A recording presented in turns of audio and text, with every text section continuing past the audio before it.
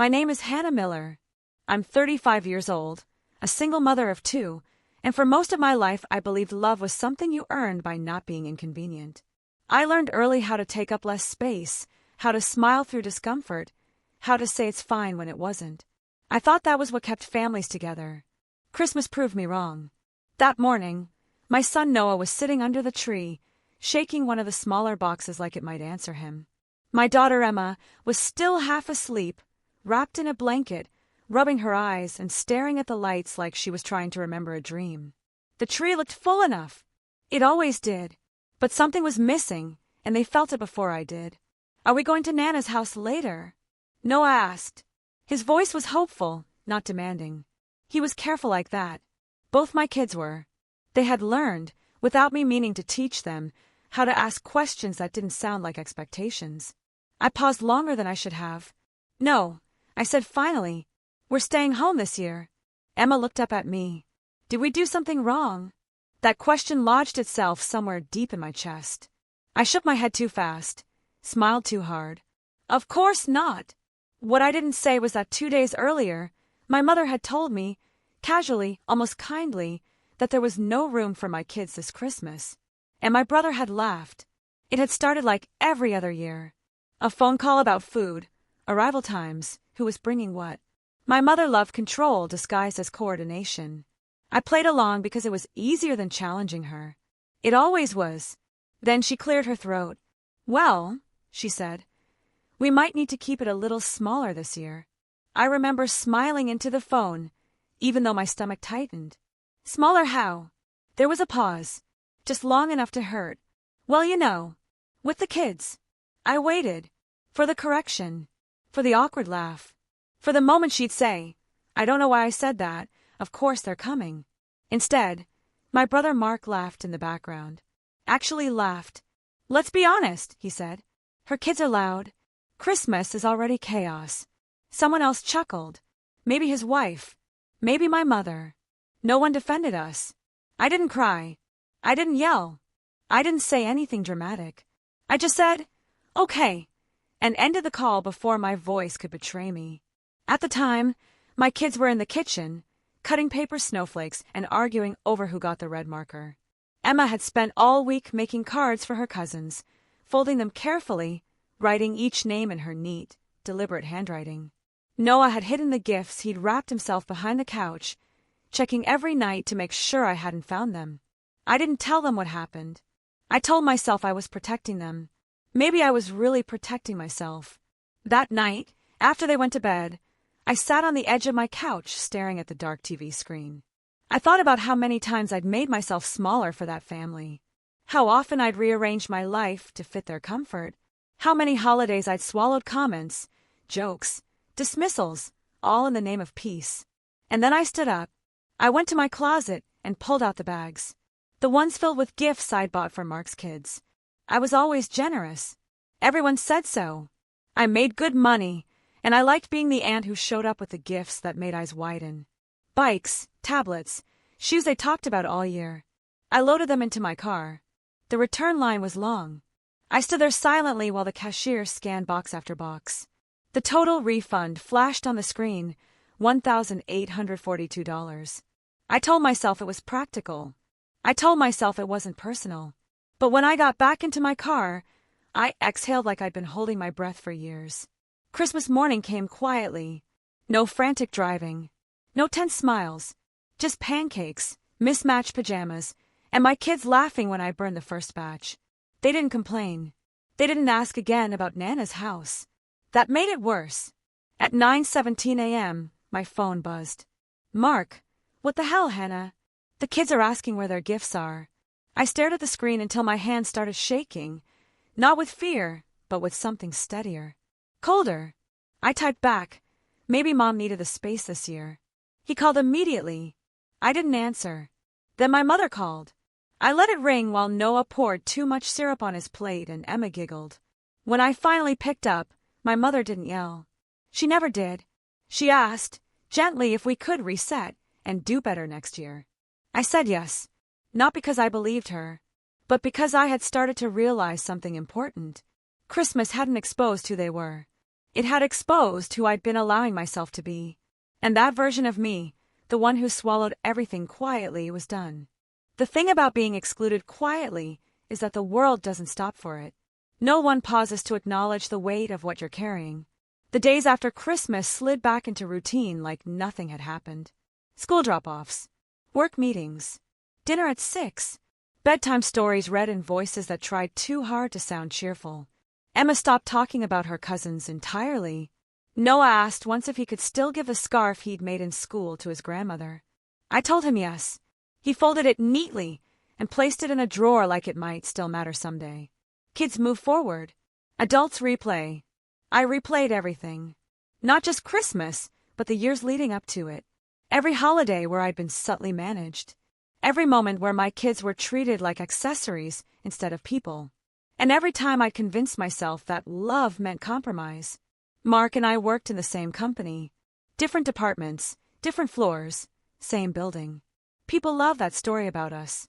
The successful siblings. Proof that ambition ran in the family. What no one ever mentioned was how uneven that success had been. Mark was charismatic, loud, easy to root for. He told stories about pulling himself up, about grinding through obstacles, about earning every inch. People clapped for that version of him. I never corrected them. What they didn't see were the emails I'd rewritten for him late at night, the client calls I'd prepped him for, the introductions I'd quietly arranged when his reputation needed a boost. I worked in operations, behind the scenes, unglamorous but essential. I solved problems before they became visible. I cleaned messes no one ever knew existed. I thought that was just what older sisters did. After Christmas, something in me shifted. Not loudly, not all at once. It was more like a door closing softly behind me. I'd recently been promoted to Director of Internal Operations. The title sounded impressive, but the real power came with access. Systems most people never looked at. Financial logs, compliance dashboards, performance audits, information that didn't care about charm or stories, only patterns. At first, I wasn't looking for anything. That part matters. I wasn't angry enough for revenge. I was tired enough for clarity. As part of my role, I began reviewing cross-department workflows. Standard stuff. Making sure reports aligned. Cleaning up inefficiencies. That's when I noticed something odd. A sales meeting logged in Denver on a day Mark had been physically in New York.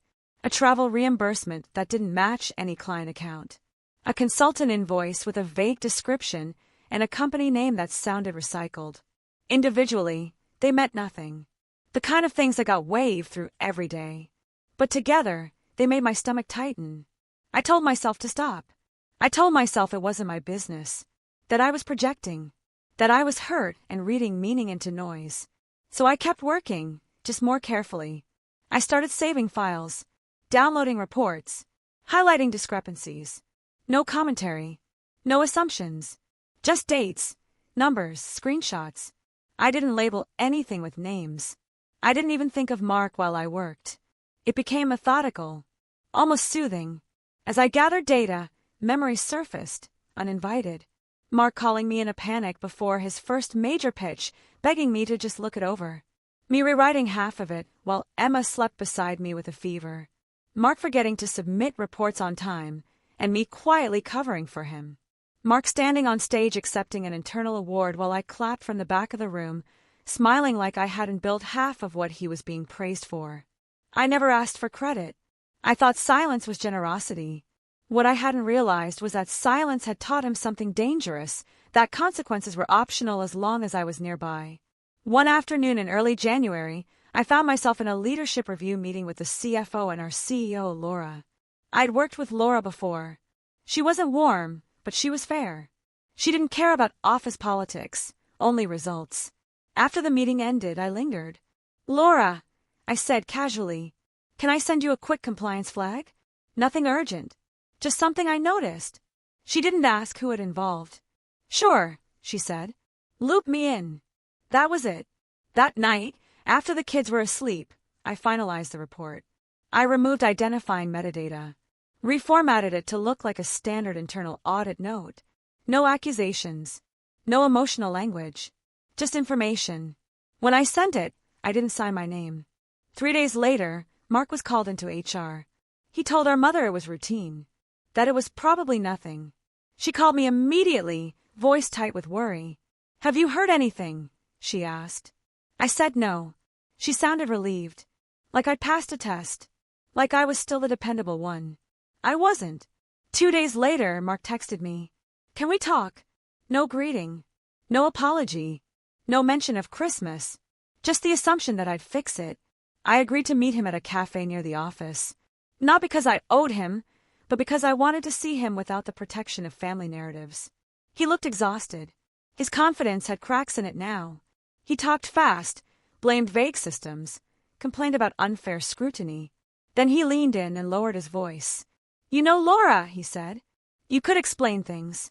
You always know how to smooth stuff out." There it was, the role I'd played my entire life. I took a sip of my coffee.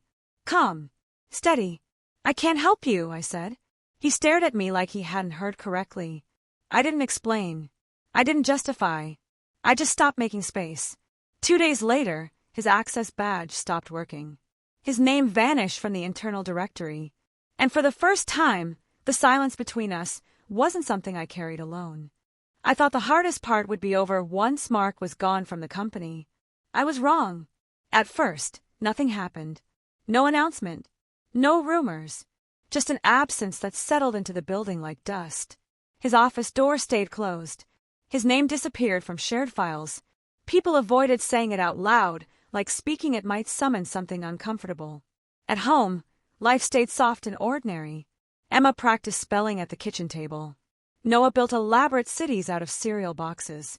They didn't know anything about corporate investigations or compliance reviews. They only knew that Christmas had been quieter, and that quieter felt safer. Then the atmosphere at work shifted. It was subtle at first. Conversations lowering when I entered a room. A pause too long before someone answered my emails. The kind of distance you feel before you can explain it. Suspicion has a shape. Once you recognize it, you can't unsee it.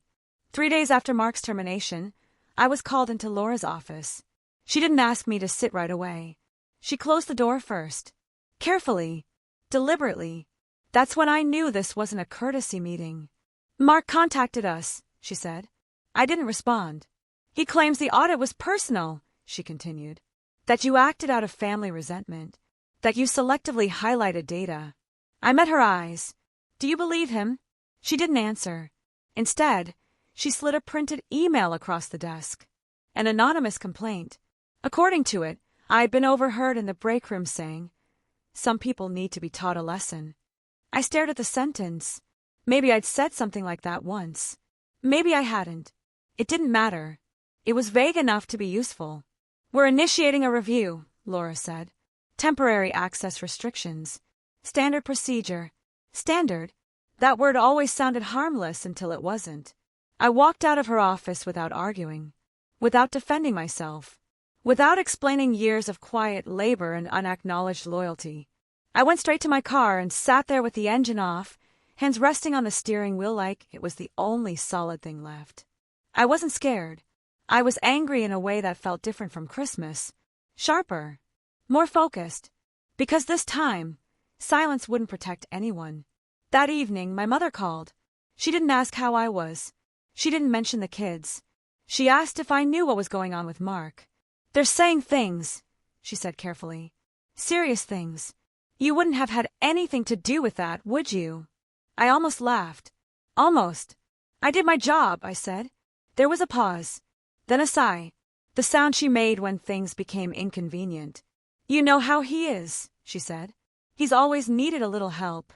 That sentence did something irreversible inside me. I hung up without saying goodbye. That night, sleep didn't come. Instead, I pulled an old external hard drive from the back of my closet, one I hadn't touched in years. It was labeled in my handwriting, "Mark, work stuff." Back when I believed he'd grow into the role he was given. I plugged it in. Folders bloomed across the screen. Drafts. Revisions. Notes. Voice memos. Emails where Mark dictated ideas and asked me to make them sound better. Slack exports with timestamps showing my edits hours before his submissions. At the time, it had all felt normal. Temporary. Sisterly. "Now laid out together. it told a different story. One file stopped me cold. A sales proposal from 4 years earlier, the one that had won Mark a company-wide innovation award. I zoomed in on the corner. My watermark. Faint. Unintentional. Undeniable. I didn't feel triumphant. I felt clear. The next 2 nights, I worked after the kids went to bed.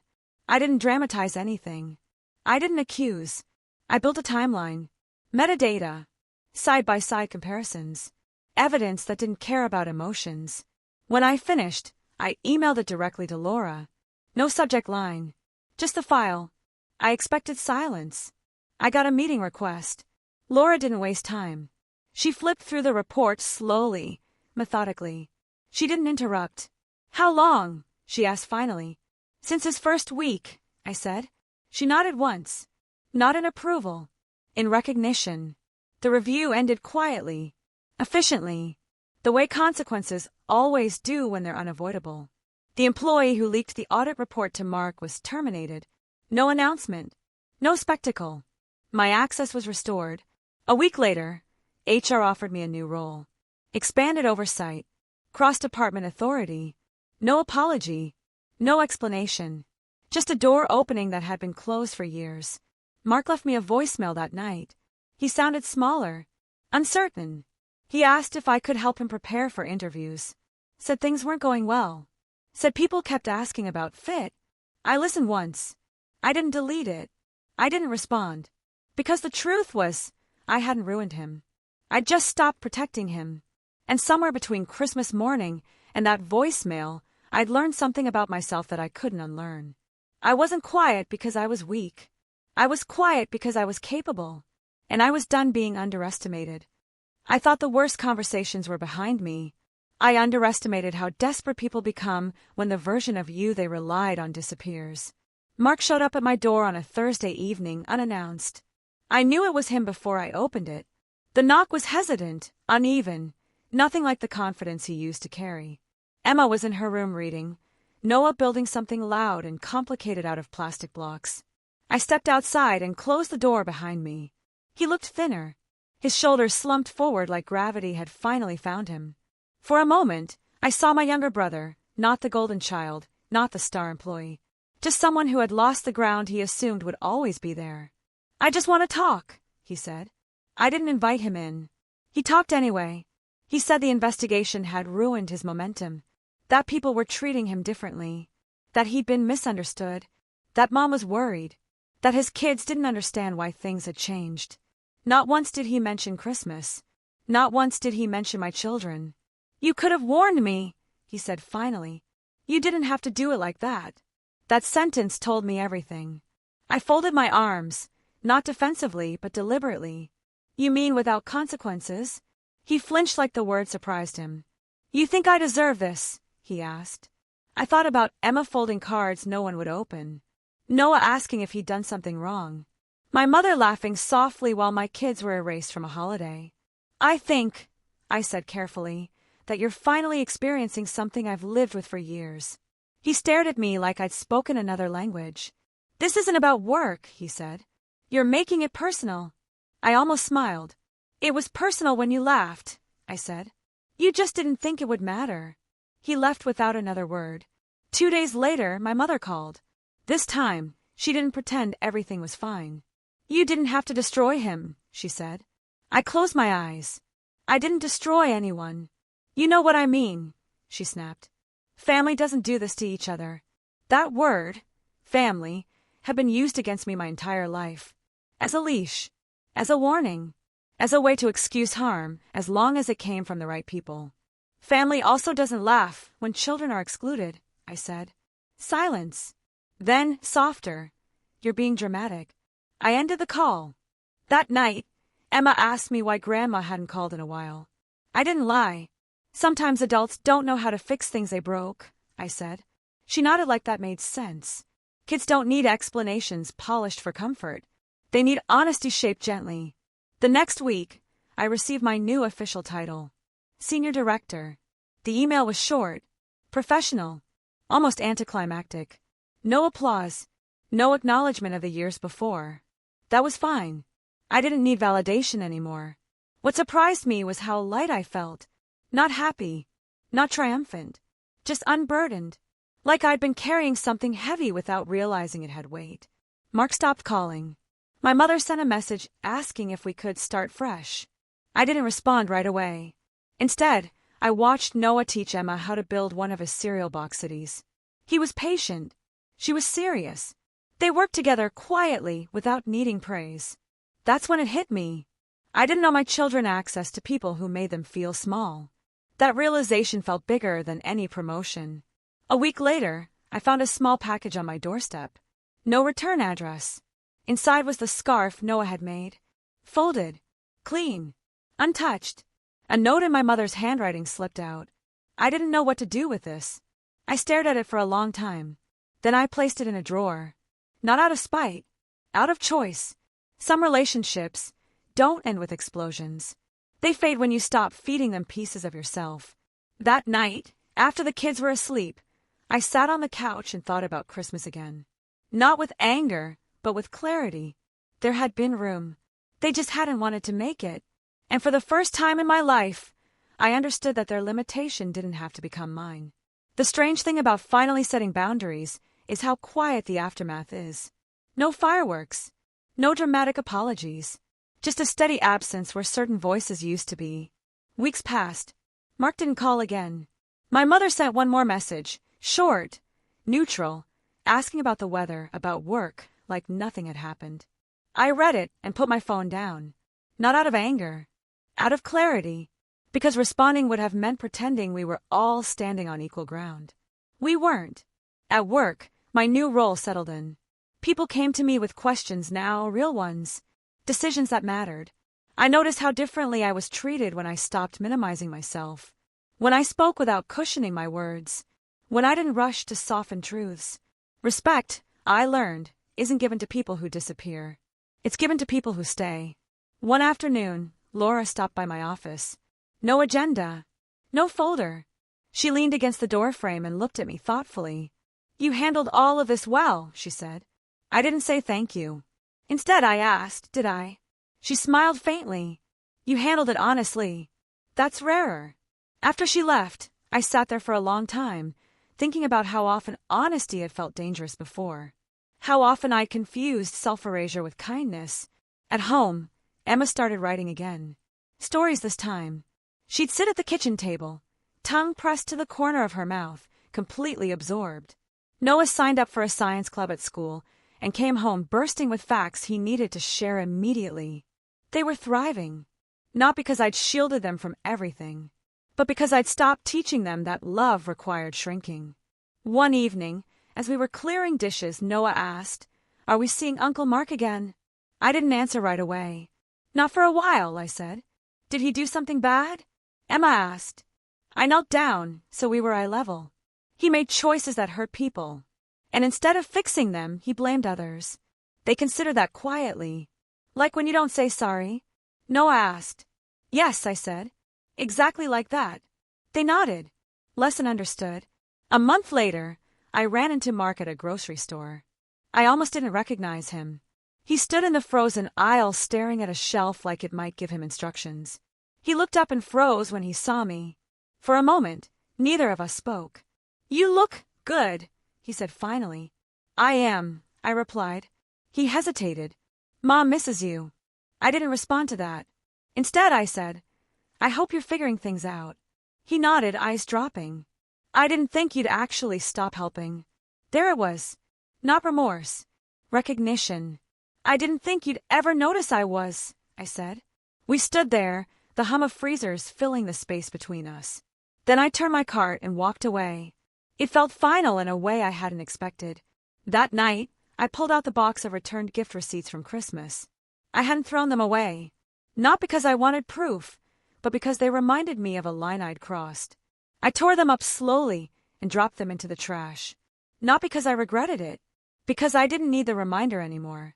Spring came quietly. Longer days. Lighter mornings. Emma asked if we could host our own holiday next year. "Just us," she said. "We can make new rules." I smiled. I liked that idea. The truth settled gently. Family isn't who demands access to you. Family is who makes room. And for the first time, I had stopped begging for space at tables that were never meant for us. The following December, I woke up to the faint smell of cinnamon and pine. The tree wasn't spectacular, not professionally decorated. It had crooked ornaments, a strand of lights that flickered, and homemade paper chains draped unevenly. But it was ours. Truly ours. Emma and Noah were at opposite ends of the living room. Emma carefully folding a card she'd made, Noah testing the strength of a paper tower he'd built. I sat at the small table with a mug of cocoa, feeling something I hadn't allowed myself to feel in years, calm. There was no phone call from my mother. No last-minute instructions from Mark. No awkward laughter that meant I didn't belong. And for the first time, I didn't notice.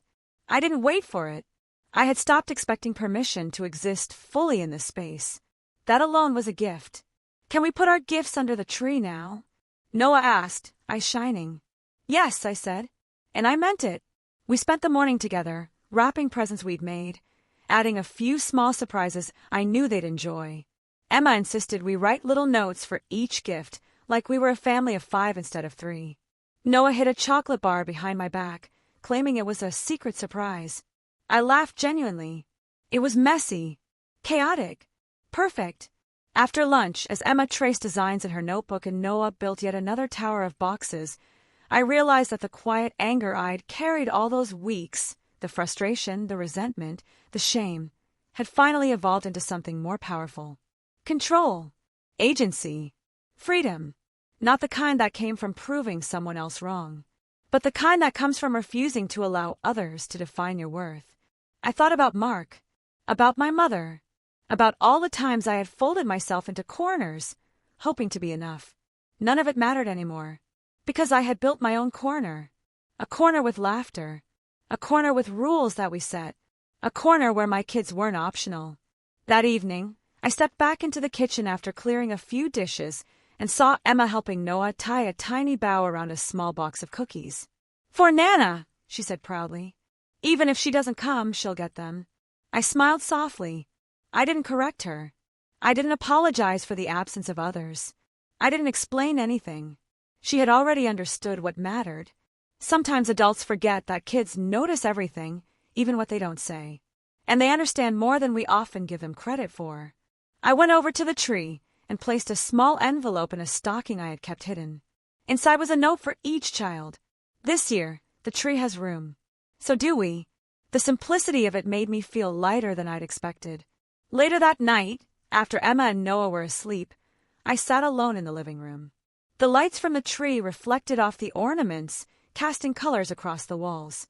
I thought about all the holidays I had endured where I'd been quiet to maintain peace, where I had minimized my children, my work, and even myself to avoid friction.